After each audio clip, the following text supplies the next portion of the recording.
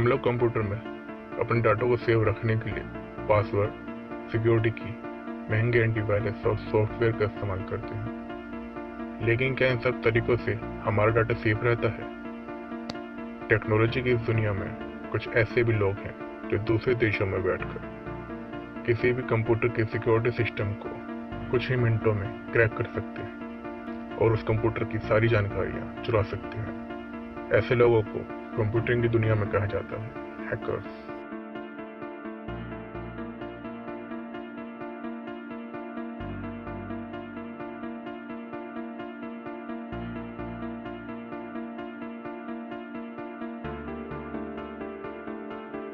Hackers आज दुनिया के सभी देशों के लिए सबसे बड़ी मुसीबत बने हुए हैं। ये किसी भी देश की अर्थव्यवस्था को कुछ ही मिनटों में काफी नुकसान पहुंचा सकते हैं।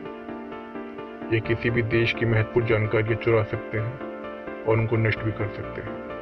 आज हम आपको ऐसे ही 5 उन शातिर हैकर्स के बारे में बताएंगे जिन्होंने दुनिया के कई देशों की रातों की नींद उड़ा रखी थी। जोनाथन जेम्स अभी 15 साल का ही था और यह पेशेवर हैकर्स की लिस्ट में आ गया था। इतनी छोटी उम्र में ही जेम्स ने अमेरिका की रातों की नींद उड़ा दी थी, क्योंकि अमेरिकी रक्षा विभाग की टॉप सीक्रेट जानकारियां उसकी पहुंच में आ चुकी थी।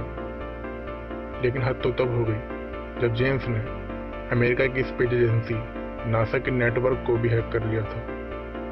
नासा को अपने नेटवर्क को बचाने के लिए पूरे सिस्टम को 3 हफ्ते के लिए बंद करना पड़ा था। जेम्स ने तब तक नासा नेटवर्क से $17 लाख की जानकारियां लीक कर दी थी। साल 2007 में पुलिस ने जेम्स को गिरफ्तार कर लिया। केविन पॉल्सन को हैकिंग की दुनिया में डार्क दांते के नाम से भी जाना जाता है। केविन एफबीआई की नजरों में तब आया था जब उसने एक रेडियो शो जीतने के लिए पूरे रेडियो स्टेशन के नेटवर्क को ही हैक कर लिया था। केविन ने पूरे 15 मिनट तक रेडियो स्टेशन की सभी टेलीफोन लाइनों को जाम कर दिया था। जब एफबीआई केविन पर कार्रवाई करने की तैयारी में थी, तो केविन ने पूरे एफबीआई के नेटवर्क को ही हैक कर लिया और कई महत्वपूर्ण सूचनाएं लीक कर दी। बाद में एफबीआई ने केविन को साइबर क्राइम करने के जुर्म में पकड़ लिया। सजा काटने के बाद केविन ने पत्रकारिता में जाने का फैसला लिया। आज वह एक न्यूज एजेंसी में सीनियर एडिटर है। जीनसन जेम्स एंड चिता। जीनसन हाई स्कूल फेल था, लेकिन उसने एक ऐसा वायरस सॉफ्टवेयर बना लिया था जो एक बार किसी भी कंप्यूटर में जाने के बाद उसकी सारी लॉगिन डिटेल को हैक कर लेता था। इस तरह जीनसन ने दुनिया के 5 लाख कंप्यूटर पर अपना कब्जा जमा लिया था। यहाँ तक कि मल्टीनेशनल कंपनीज की वेबसाइट भी उसकी पहुंच में आ चुकी थी।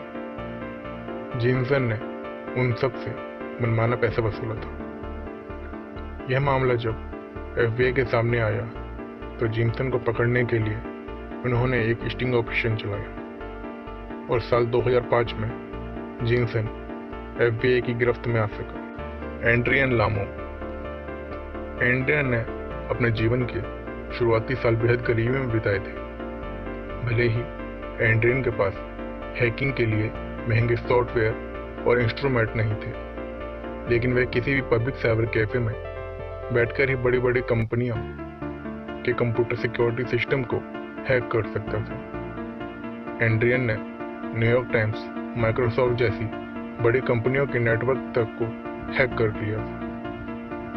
लेकिन एड्रियन ऐसा इसलिए करता था क्योंकि वह इन कंपनियों के नेटवर्क के सिक्योरिटी सिस्टम की खामियों को दुनिया के सामने लाना चाहता था। बाद में पुलिस ने एड्रियन को साइबर क्राइम करने के जुर्म में गिरफ्तार कर लिया और अदालत ने उस पर $65,000 का जुर्माना लगाया और 6 माह की कैद सुनाई।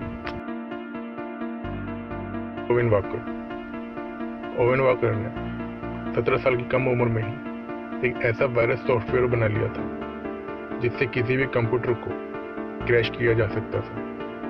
इस वायरस ने दुनिया के 13 लाख से भी ज्यादा कंप्यूटर को क्रैश कर दिया था।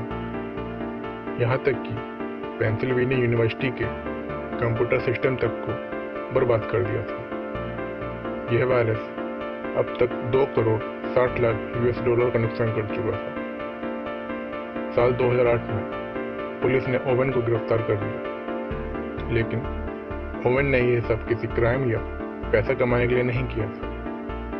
वह ऐसा केवल अपने मजे के लिए कर रहा था, इसलिए कोर्ट ने उसे चेतावनी देकर छोड़ दिया।